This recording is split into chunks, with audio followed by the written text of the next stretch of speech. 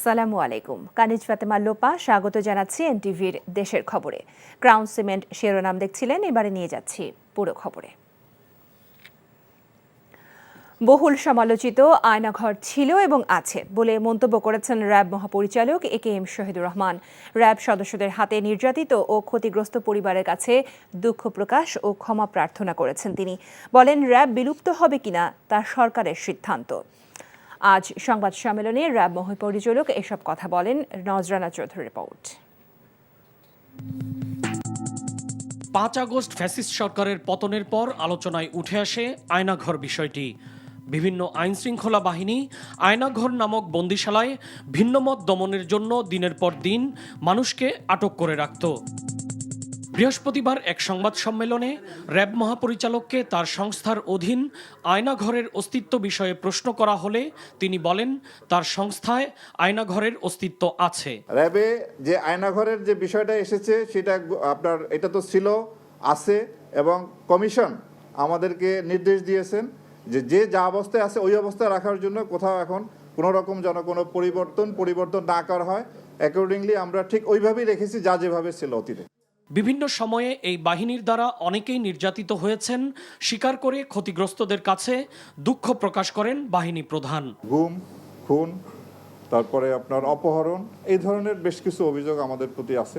যারা র্যাব দ্বারা নির্যাতিত বা অত্যাচারিত হয়েছেন তাদের কাছে এবং যারা র্যাব কর্তৃক হত্যাকাণ্ডের শিকার হয়েছেন তাদের পরিবারের কাছে আমরা দুঃখ প্রকাশ করি এবং ক্ষমা প্রার্থনা করি। আমাদের বিরুদ্ধে যে অভিযোগ আছে তার সুষ্ঠু তদন্ত হবে এবং এর বিচার হবে এবং এইভাবেই আমাদের দায়মুক্তি সম্ভব। অন্য কোনোভাবেই আমরা এই দায় থেকে মুক্ত হতে পারবো না। আইনশৃঙ্খলা রক্ষা ও জঙ্গি দমনে র্যাবের ভূমিকার প্রশংসা করে শহীদুর রহমান বলেন, ভবিষ্যতেও তার বাহিনী সন্ত্রাস ও জঙ্গি দমনে পেশাদারিত্বের সাথে দায়িত্ব পালন করে যাবে। র্যাব বিলুপ্তির বিষয়ে আমি র্যাবে কর্মরত আছি। আমরা যতদিন দায়িত্বে পালন করব, র্যাবের আমাদের যে দায়িত্ব সেই দায়িত্ব আমরা নিষ্ঠার সঙ্গে আন্তরিকতার সঙ্গে পালন করব এবং এই ব্যাপারে সরকার যে সিদ্ধান্ত গ্রহণ করবে সেটাই শিরোধার্য। সরকারের সিদ্ধান্তের অপেক্ষায় আমরা থাকব। র্যাবের পোশাক পরিবর্তনের চিন্তাভাবনা চলছে উল্লেখ করে মহাপরিচালক বলেন, বাহিনীর সদস্যদের ইতিবাচক মানসিকতাই বেশি জরুরি। নজরানা চৌধুরী, এনটিভি নিউজ, ঢাকা। শ্রমিক অসন্তোষে ফের অশান্ত হয়ে উঠেছে শিল্পাঞ্চল আশুলিয়া। সরকার ঘোষিত বার্ষিক 9% ইনক্রিমেন্ট প্রত্যাখ্যান সহ নতুন আরও কিছু দাবি নিয়ে আজও কর্মবিরতি পালন করেছেন শ্রমিকরা। বেতন বৃদ্ধি সহ 18 দফা দাবিতে টানা 2 মাসের অচলাবস্থার পর শিল্পাঞ্চলে স্বাভাবিক অবস্থা ফিরে আসতে না আসতেই পোশাক খাতে ফের অস্থিরতার পেছনে দেশি বিদেশি ইন্ধন এবং চক্রান্ত দেখছে মালিকপক্ষ। তবে শ্রমিকরা বলছেন, মূল্যস্ফীতি বেড়ে যাওয়ায় চলতি বেতনে জীবনযাত্রা নির্বাহ করা কঠিন হয়ে পড়েছে। তাই বেতন 25,000 টাকা নির্ধারণ সহ বিভিন্ন দাবিতে ফের আন্দোলনে নেমেছেন তারা। সকালে কাজে যোগ দিয়েও অন্তত 25টি কারখানার শ্রমিকরা উৎপাদন বন্ধ রেখে কর্মবিরতি শুরু করলে মালিকপক্ষ সাধারণ ছুটি ঘোষণা করে। শিল্পাঞ্চল জুড়ে নেওয়া হয়েছে কঠোর নিরাপত্তা ব্যবস্থা। 15 বছর না বাড়ানোর কারণে পোলাপানের দাবি ধরে রাখছে যে আমাদের দাবি মানতে হবে। আমরা মনে করেন গ্যামজাম করতেছি, এখন আন্দোলন করতেছি। আমাদের মনে করেন যে বেতন দেয় তাতে আমরা এখন চলতে পারতেছি না, আমরা খাইতে পারতেছি না, আমাদের পিঠ এখন দেওয়ালে ঠেকে গেছে গা। সারা দেশে আগামী 24 ঘন্টায় রাত দিনের তাপমাত্রা কমার পূর্বাভাস দিয়েছে আবহাওয়া অধিদপ্তর। আর গোপালগঞ্জ এবং চুয়াডাঙ্গায় সর্বনিম্ন তাপমাত্রা অনুভূত হয়েছে।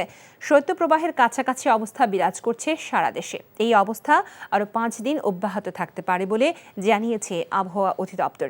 এছাড়া শেষ রাত থেকে ভোর পর্যন্ত সারা দেশে হালকা থেকে মাঝারি কুয়াশা এবং দেশের উত্তর ও উত্তর পূর্বাংশের কোথাও কোথাও মাঝারি থেকে ঘন কুয়াশা পড়েছে। বিশেষ করে তেঁতুলিয়া, পঞ্চগড় ও কুড়িগ্রাম সহ রাজশাহী এবং রংপুর বিভাগের বিভিন্ন এলাকাগুলোতে তাপমাত্রা কমার সাথে শীতের প্রকোপ বাড়বে বলেও জানানো হয়েছে। সকাল থেকে ঘন কুয়াশার পাশাপাশি ঠান্ডা বাতাস বইছে। কুয়াশায় ঢাকা পড়েছে রাজধানী পথঘাট। ঘন কুয়াশা ও শীতের তীব্রতায় বিপাকে পড়েছে নিম্ন আয়ের মানুষ। হাসপাতালগুলোতে বৃদ্ধি পেয়েছে শীতজনিত রোগে আক্রান্তের সংখ্যা। দেশের কোথাও কোথাও, বিশেষ করে উত্তরবঙ্গ বা রাজশাহী, যশোর, চুয়াডাঙ্গা ওই এলাকায় বা শ্রীমঙ্গলের ওই এলাকায়, এর মধ্যে কোনো এক জায়গা কোথাও মৃদু থেকে মাঝারি ধরনের শৈত্যপ্রবাহ আমরা পাওয়ার সম্ভাবনা রয়েছে। তো এরপরে টেম্পারেচার 18 তারিখের পরে 19, 20, 21, 22 ওখান থেকে কিছুটা রাইজ করবে। এরপর রাইজ করার পরে এরপরে আবার এই মাসের শেষের দিকে আবার আরেকটা ওই আসার সম্ভাবনা আছে শৈত্যপ্রবাহ।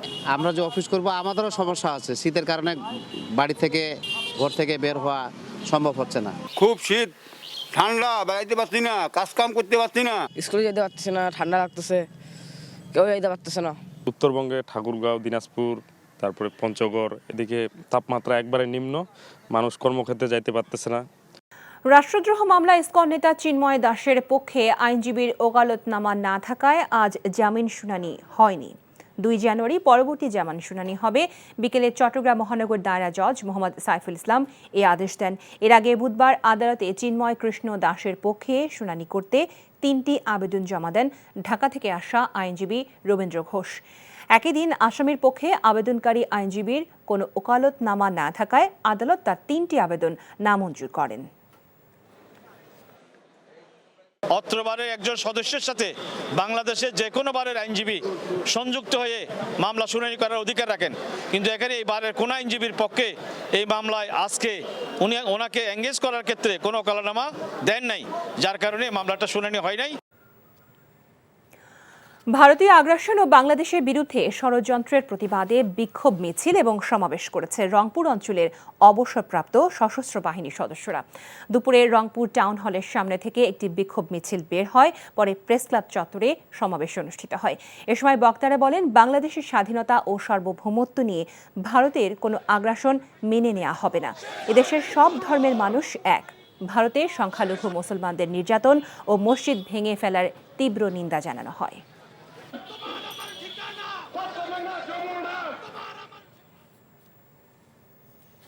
চট্টগ্রাম বিশ্ববিদ্যালয়ের আবাসিক হলের শিক্ষার্থীদের জন্য বাধ্যতামূলক করা হলো ডোপ টেস্ট। সকালে বিশ্ববিদ্যালয়ের মেডিকেল সেন্টারে ডোপ টেস্ট কার্যক্রমের উদ্বোধন করেন উপাচার্য অধ্যাপক ডক্টর ইয়াহিয়া আক্তার। প্রথম দিনে এফ রহমান হলের 72 জন শিক্ষার্থীর নমুনা সংগ্রহ করা হয়েছে। পর্যায়ক্রমে 12টি আবাসিক হলের সবাইকে এই পরীক্ষার আওতায় নিয়ে আসা হবে। ডোপ টেস্টের জন্য ফি ধরা হয়েছে 350 টাকা। একবিংশ শতাব্দীর চ্যালেঞ্জ মোকাবেলায় আধুনিক ও যুগোপযোগী প্রশিক্ষণের মাধ্যমে দেশ মাতৃকার সেবায় কোর অব ইঞ্জিনিয়ার্সের সদস্যদের সব সময় প্রস্তুত থাকার আহ্বান জানিয়েছেন সেনাবাহিনী প্রধান জেনারেল ওয়াকারুজ্জামান। সকালে নাটোরের কাদিরাবাদ সেনানিবাসে কোর অব ইঞ্জিনিয়ার্সের কর্নেল কমান্ড্যান্ট সম্মেলনে কমান্ডিং অফিসারদের উদ্দেশ্যে এসব কথা বলেন সেনাপ্রধান। সম্মেলনে দেশ ও জাতি গঠনে ইঞ্জিনিয়ারিং কোরের গৌরবোজ্জ্বল ভূমিকার প্রশংসা করেন এবং পেশাগত দক্ষতা বৃদ্ধির উপর জোর দেন সেনাপ্রধান।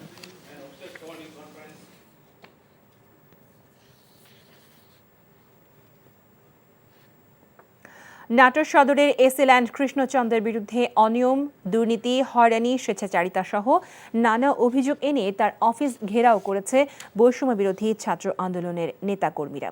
দুপুরে নাটোর রানী ভবানীর রাজবাড়িতে অবস্থিত ভূমি অফিসের সামনে অবস্থান নেয় শিক্ষার্থীরা। পরে অতিরিক্ত জেলা প্রশাসক আরিফ হোসেন ও সদর উপজেলা নির্বাহী কর্মকর্তা আখতার জাহান সাথী ঘটনাস্থলে গিয়ে শিক্ষার্থী ও ভুক্তভোগীদের সাথে কথা বলে পরিস্থিতি শান্ত করেন। অভিযোগের সত্যতা পাওয়া গেলে ব্যবস্থা নেওয়ারও আশ্বাস দেন তারা। জুলাই গণহত্যার বিচার নিশ্চিতের দাবিতে মানববন্ধন করেছে জাহাঙ্গীরনগর বিশ্ববিদ্যালয়ের শিক্ষার্থীরা। বিকেলে বিশ্ববিদ্যালয় শহীদ মিনার প্রাঙ্গণে গণঅভ্যুত্থান রক্ষা আন্দোলনের ব্যানারে এই মানববন্ধন কর্মসূচি পালন করেন তারা। মানববন্ধনে জুলাই বিপ্লবে বিশ্ববিদ্যালয়ে হামলাকারী ও জড়িতদের বিরুদ্ধে আইনগত ব্যবস্থার দাবি জানানো হয়। আগামী 7 দিনের মধ্যে দাবি মানা না হলে কঠোর কর্মসূচির হুঁশিয়ারি দেন শিক্ষার্থীরা। গাজীপুরে তাবলিগ জামায়াতের জোর ইজতেমাকে কেন্দ্র করে দুর্বৃত্তদের হামলায় সাতপন্থী 4 জন আহত হয়েছে। দুপুরে টঙ্গীর ইজতেমা মাঠের বাহিরে স্টেশন রোড এলাকায় এই ঘটনা ঘটে। সাতপন্থীরা জানান 20 ডিসেম্বর জোর ইজতেমার বিষয়ে প্রশাসনের আমন্ত্রণে আসেন তাদের একটি প্রতিনিধি। হঠাৎ তাদের উপর হামলা চালায় কে বা কারা। এদিকে টঙ্গীতে হামলার প্রতিবাদে গাজীপুর মেট্রোপলিটন পুলিশ হেডকোয়ার্টারের সামনে সড়ক অবরোধ করে বিক্ষোভ করে তাবলিগ জামায়াতের সাদপন্থীরা। পরে পুলিশ ও সেনাবাহিনীর সদস্যরা পরিস্থিতি নিয়ন্ত্রণে আনে। আগাম জাতের লাল আলু চাষ করে সাফল্য পেয়েছেন নীলফামারীর চাষিরা। ইতোমধ্যেই বাজারে আসতে শুরু করেছে এই আলু। ভালো দাম পেয়ে খুশি চাষিরাও। আরও বেশি করে চাষাবাদ করার আগ্রহ দেখিয়েছেন অনেকেই। নীলফামারী প্রতিনিধি ইয়াসিন সিথুনের পাঠানো রিপোর্ট। আলু উৎপাদনে তেমন একটা খ্যাতি নেই নীলফামারী জেলার, তবে এবার আগাম জাতের লাল আলু চাষ করে তাক লাগিয়েছেন জেলার কৃষকেরা। জেলার ডোমার উপজেলার বিস্তীর্ণ ফসলি জমিতে বাম্পার ফলন হয়েছে আলুর। বাজারে মিলছে ভালো দাম, তাই খুশি কৃষক। বিঘায় যে হিসাবে ফলন দেখা যাচ্ছে, আল্লাহ দিলে আমরা লাভবান হতে পারি। প্রতি বিঘায় প্রায় মোটামুটি 50 থেকে 60,000 টাকা খরচ হয় আগামী। দেশের বিভিন্ন স্থান থেকে পাইকাররা আসছেন এখানকার উৎপাদিত আলু কিনে নিতে। ঢাকা যাবে আর ময়মনসিংহ যাবে। কৃষকদের সার্বিক সহযোগিতার কথা জানিয়েছেন এই কর্মকর্তা। আলুর চাহিদা যেহেতু বাড়ছে, মানুষ বাড়ছে, সেই জন্য আসলে আগামীতে আরও আলুর দরকার। আমরা চাচ্ছি যে শুধু দেশের মধ্যেই চাহিদা মেটানো না, দেশের বাইরেও যাতে আমরা আলু রপ্তানি করে আমরা বাণিজ্যিক অবস্থায় নিয়ে গিয়ে আমার দেশকে আরও এগিয়ে নিয়ে যেতে পারি। এই বছর নীলফামারী জেলায় 21,990 হেক্টর জমিতে আলু চাষের লক্ষ্যমাত্রা নির্ধারণ করা হয়েছে। NTV news desk. ফরিদপুরে বৈষম্য বিরোধী ছাত্র আন্দোলনের শিক্ষার্থীদের সাথে জনপ্রশাসন সংস্কার কমিশনের সদস্যদের মতবিনিময় হয়েছে। সকালে জেলা প্রশাসকের সম্মেলন কক্ষে এই মতবিনিময় সভা অনুষ্ঠিত হয়। এতে প্রধান অতিথি হিসেবে বক্তব্য রাখেন জনপ্রশাসন সংস্কার কমিশনের প্রধান আব্দুল মুইদ চৌধুরী। সভায় জনপ্রশাসন সংস্কার কমিশনের সদস্য জগন্নাথ বিশ্ববিদ্যালয়ের শিক্ষার্থী মেহেদি হাসান বলেন, এখন থেকে অফিস আদালতে কোনো ঘুষ লেনদেন হলে অভিযুক্তদের চিহ্নিত করে শাস্তির আওতায় আনা হবে।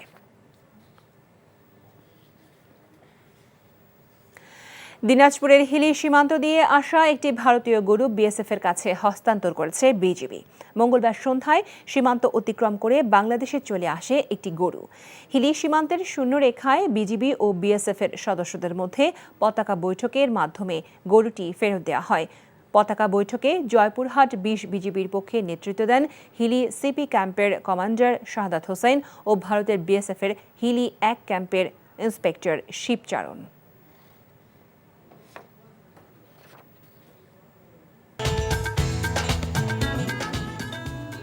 এই ছিল দেশের খবরে। এই খবরে ভিডিও সহ আপডেট জানতে ভিজিট করুন এনটিভি অনলাইন www.ntvbd.com। এছাড়াও এনটিভির জনপ্রিয় সব অনুষ্ঠান ও খবরের আপডেট জানতে ভিজিট করুন আমাদের ইউটিউব ও ভেরিফাইড ফেসবুক পেজ।